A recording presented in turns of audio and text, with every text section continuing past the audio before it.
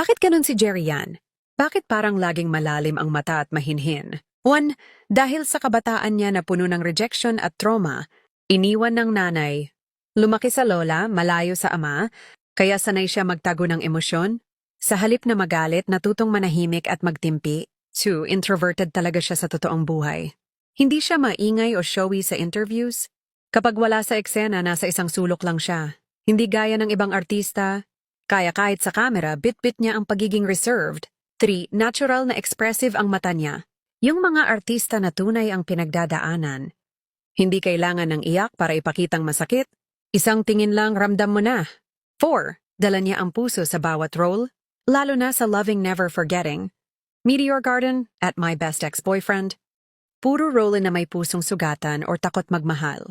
Kaya sa dami ng pagsubok sa totoong buhay, dala-dala niya ito sa bawat eksena.